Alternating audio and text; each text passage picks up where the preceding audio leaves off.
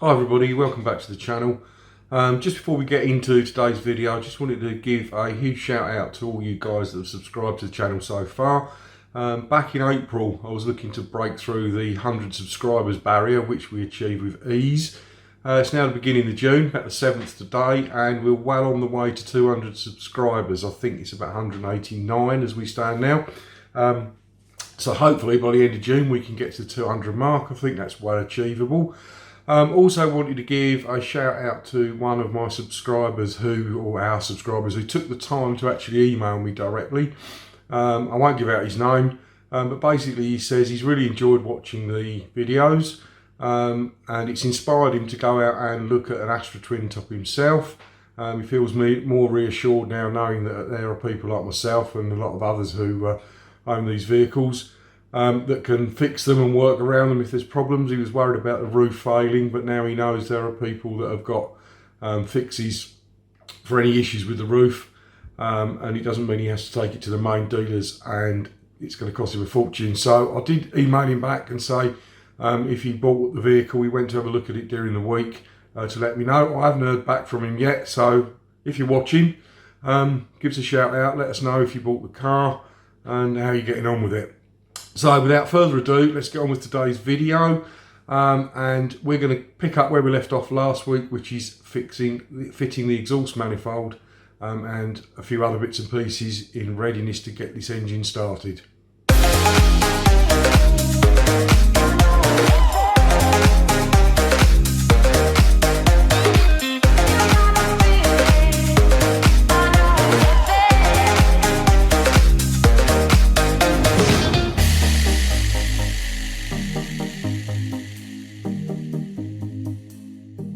So this is the exhaust manifold.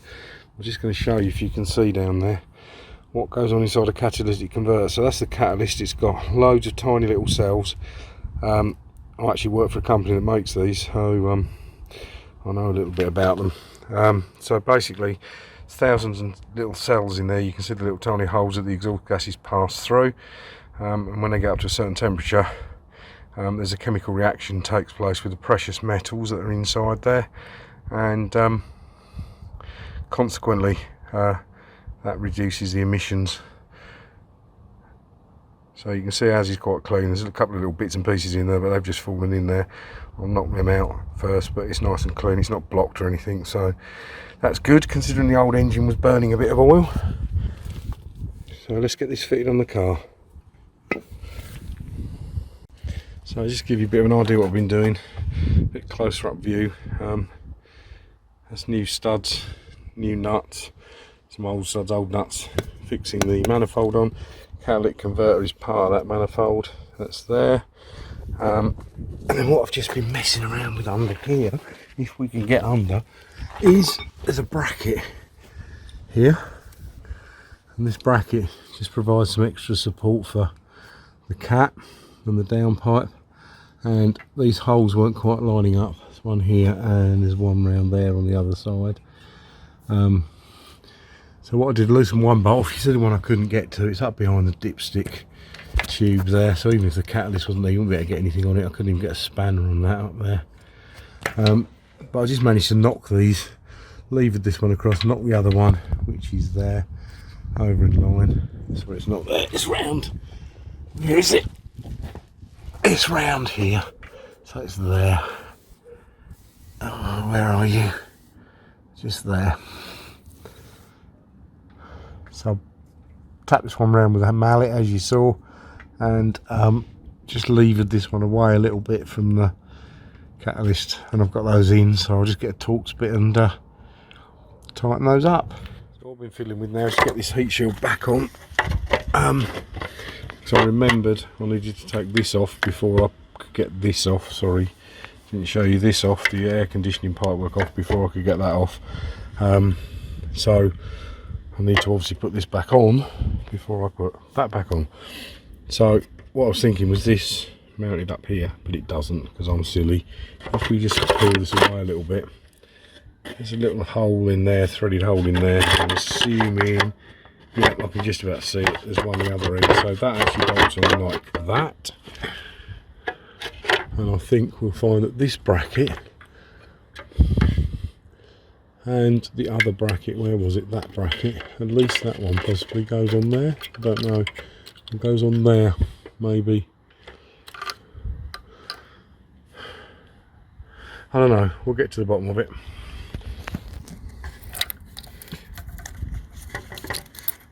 That probably goes there. In fact, it almost certainly goes there. That's just where this one for the dipstick tube goes. Really at a loss with that one at the minute, but so I'm sure we'll get there in the end. So we're getting there slowly. Bonnet's back on. Got that lined up with the help with my girlfriend.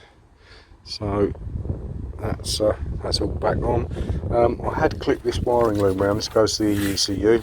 Had clipped it around, but then I noticed that some of the fabric tape, cloth tapes come adrift around there. So I've took it back off out of these clips here and here, and just connected the connector there. And I'm going to try and just tidy it up a little bit. So in the engine bay, we're not far from complete. So the ECU's got to go on. Need to take that off the other engine.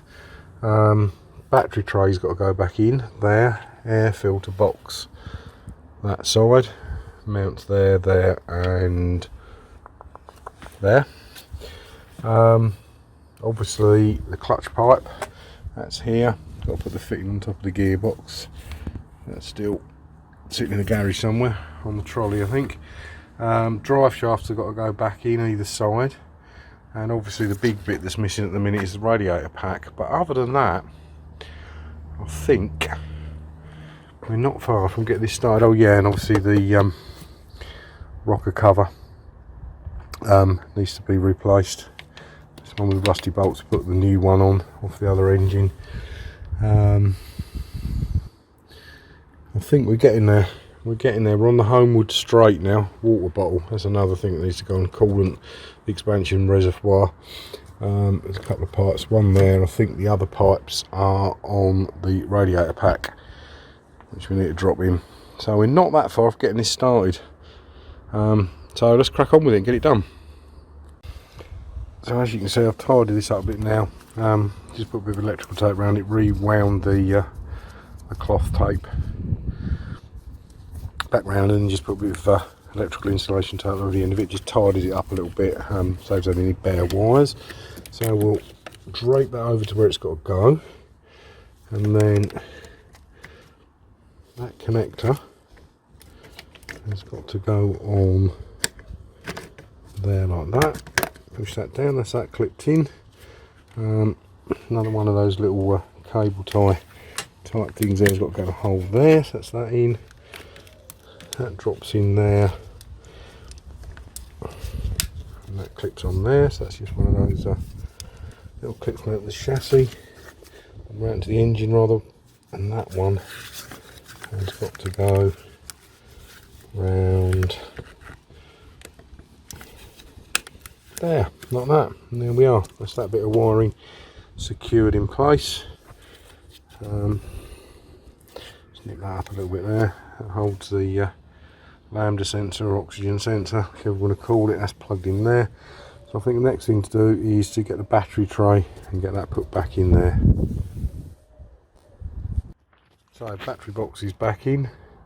3 bolts, one there which mounts into that bracket. It's got that little cable trunking on the bottom of it. Another one there, and the other one, if you can see it, is right down there under my finger. There. And obviously this one's just the battery clamp. Now there's some cable ties along here that obviously hold this wire in place. If I can get it back out. I've just noticed I've put one in the hole where it's supposed to be, but basically I thought there was one in there, never mind. Basically some of these were broken, they break quite easily. They're little cable ties that mount through holes in the chassis, so they look just like that on the end. They've got a couple of little lugs that pop out and then you put the cable tie around them just like a normal tie. So I bought a bag of them, a couple of different sizes, a couple of bags. I think they're about £5, something like that, for a bag of 100. So well worth getting. So I'm just going to tidy all that up, try and tie that back a little bit. So also looking at, now I've put that on, it's starting to get a little bit difficult to get to the clutch bleed off point, and when the radiator's in here it's going to be very difficult. So I think what I'm going to do next is I'm going to fix that clutch fitting on and bleed the clutch, so we can do that while we've got nice free access into the front of the car. Alright, so that's all nice and tidy now. Got some new clips in here. That's obviously the positive, that's obviously the negative. One's around the back of the engine there. So that's all sorted. I think the next thing to do is to do this little clutch bleeding thing here. So I'm pretty sure it goes on like that. So this is obviously the little bleed nipple just here, this end, and this bit goes into there like that. So let's see if we can get that on. Take the little protective cap off. Looks nice and clean in there. I'm hoping we just push that on and go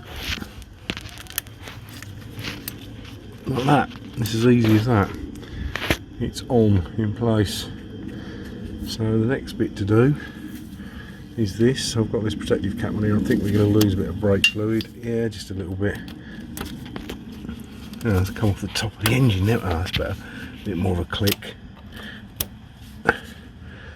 Click that, click that. Both those clips are in quite nicely.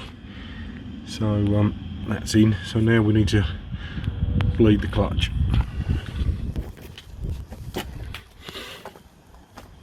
So I think I might have explained this before. Before I disconnected the clutch, because it's fed from the brake cylinder, sorry, the brake fluid reservoir. Clutch is also fed from that. Save it all draining out, put a bit of cling film over it, and that will actually create a seal in here and stop you losing a lot of fluid. It's a good idea to do that when you're working on the braking system as well. So we can remove that now and get that undone. Yep. And we'll probably, it's not dropped a lot, so we've not lost a great deal of fluid there. I might just top that up a bit more, and then work out how to bleed this clutch.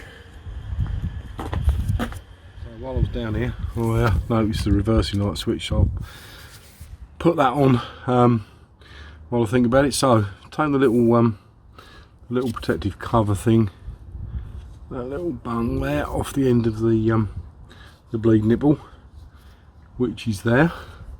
11mm spanner to crack that off.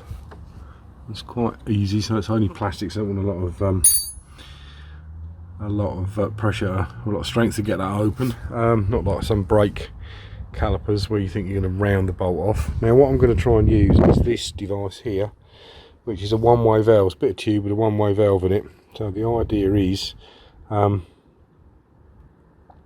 that you connect this to the one end to the bleed valve, and as you pump down, the pressure opens the valve, lets it through, but won't let the pressure back the other way. So that way you pump out some brake fluid into the clean container. It doesn't have to be clean, you're going to throw it away after. We can never reuse old brake fluid, but yeah, you pump it through, and hopefully this will work. I haven't used it for years, so fingers crossed. I've got a pressure bleeding system at the back of the garage there, which you hook up to a spare tyre or a low pressure air source, and then you actually pressurise the whole system. But for doing the clutch, I'm going to give this a go.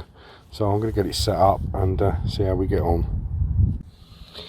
Right, so I've got it set up here. Basically what I've done is I've pushed the tube onto there. I haven't pushed it right on because I don't want it going past the little shoulder, because I don't want it to get stuck on there. So hopefully it goes, valve goes down into the jar just to catch the fluid.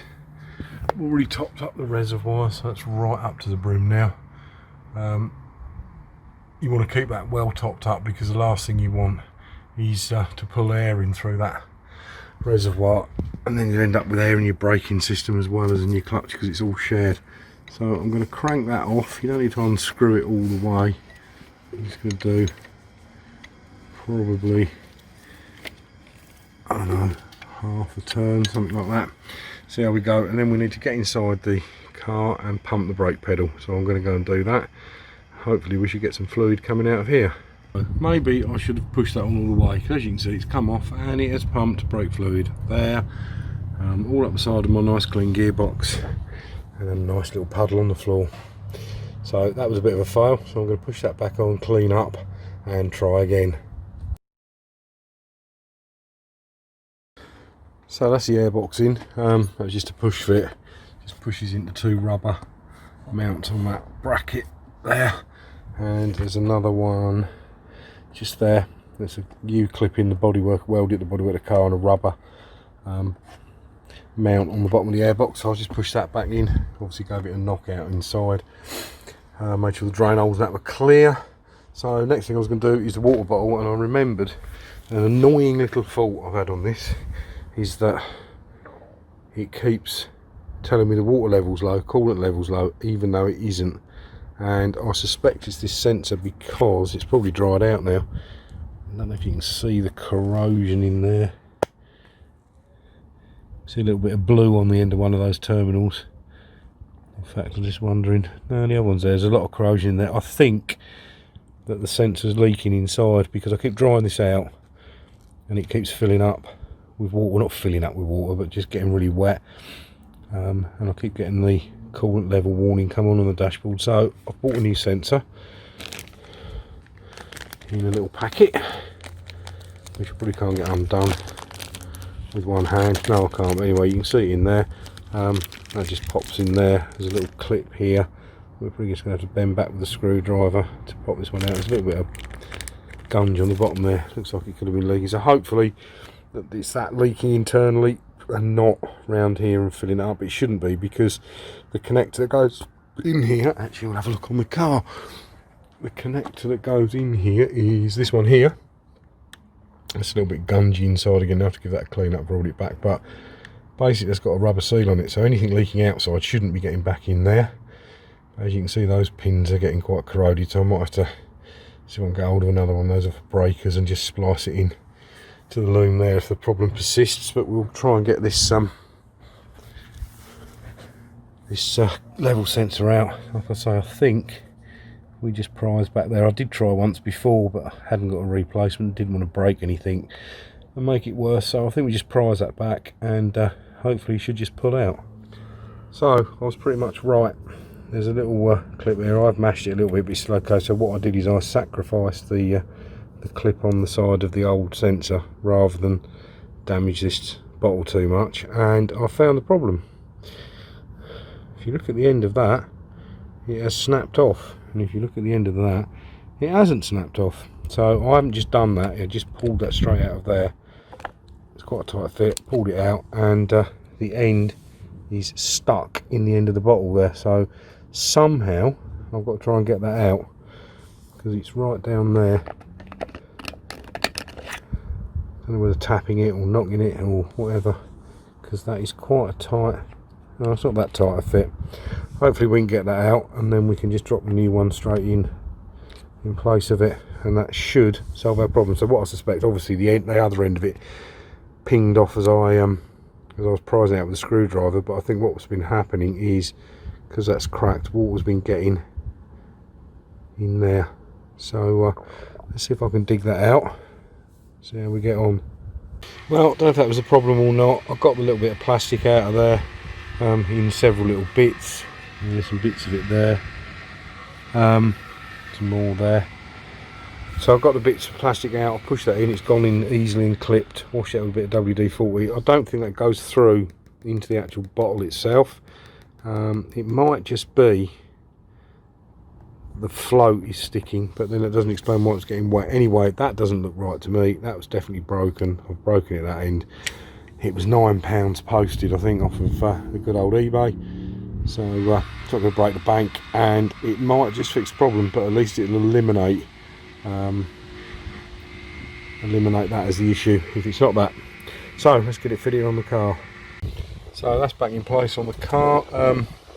Actually, I'm just going to put it off. It's that easy to get on and off. It says struggling with it. There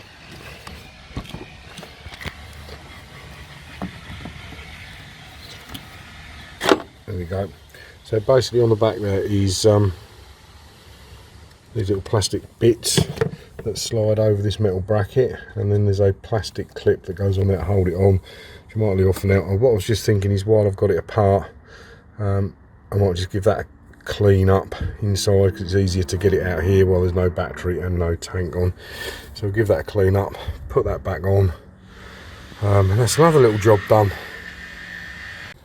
So I whipped the ECU off the engine management unit off of the old engine. I think I said before, the old engine didn't come with one. I didn't expect it to, because these engines are coded, sorry, the ECUs are coded to the rest of the systems in the car. So probably the roof module, body control module that does all the windows, and the security module that does the central locking and stuff. So it would have had to been wiped and reprogrammed, or you'd have had to bought that and all the other modules and swap them over. So it's not a problem. It's only 3 bolts and an earth wire that goes in there. So I didn't show you me taking this off, because you've seen me do it 100 times before, but I will just pop through, put it back on. So if you look down there, there's our 3 mounting points there, there and there, and that's our earth wire. That's one of our connectors that's got to go on, and that's the other one. So let's get this round the right way, which I think is that way. Let's drop him in there.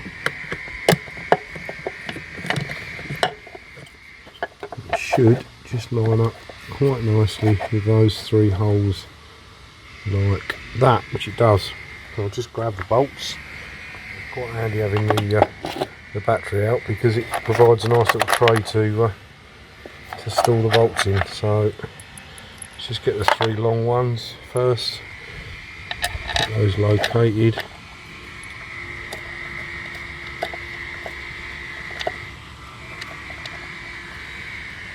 Get started. Wiring connector wants to connect itself. Try and tuck that out of the way somewhere for a minute. That's it. There's another one in there. That one started. And another one down there.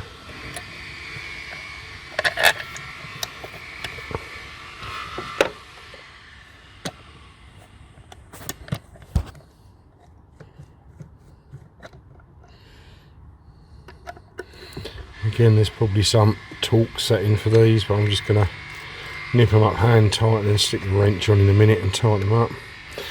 And then we need to swap this over for a little Torx bit. What one's that? That is an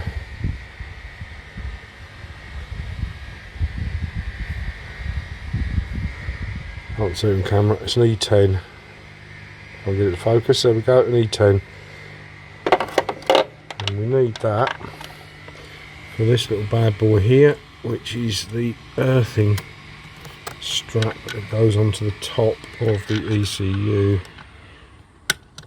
like so.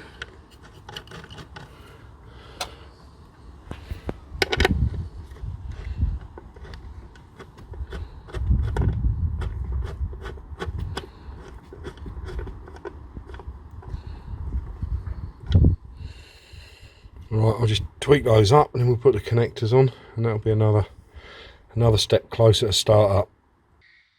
Okay, so I've tightened those bolts up now. One there, one down, there, and the earth one there. So now we'll put these connectors on. So if you remember, these need to be up in the open position. That should sit on there, and then if we pull that, that's missed, isn't it? So there's a little clip on the top. I'll show you how you use to get down. You have to push that down and then lift this lever up, which is easier said than done with one hand. Let's try the other one. Is that open? No, that one's closed as well. Oh no, it is open. So that should just plug on there, and that should, he says, that's it. So there's a little, I don't know if you can see that, there's a little plastic part there. If you press on that and hold that at the same time, it makes life a little bit easier. I didn't do that with this. There we go, so that one's open again now. So if we put him on nice and square like that, this one's been a bit of a pain. I think I'll have to do this off camera because I need two hands for it, so I'll do that off camera and that'll be the ECU fitted. Okay, I've got that lined up now. It's just that I need to hold it nice and square to get it on, so it's gone on nice and positive. So what I was saying is if you fold this back and pinch this grey piece in down here at the same time, it should go a lot easier. And there we go, that's pulled that in, it's gone behind that clip, it's not going anywhere, that one's not going anywhere, that's nice and tight, so job's a good one. Okay, so that's it for today's episode, everybody. Hope you've all enjoyed it.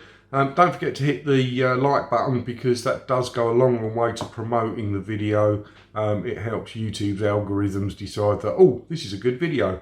Let's recommend it to people.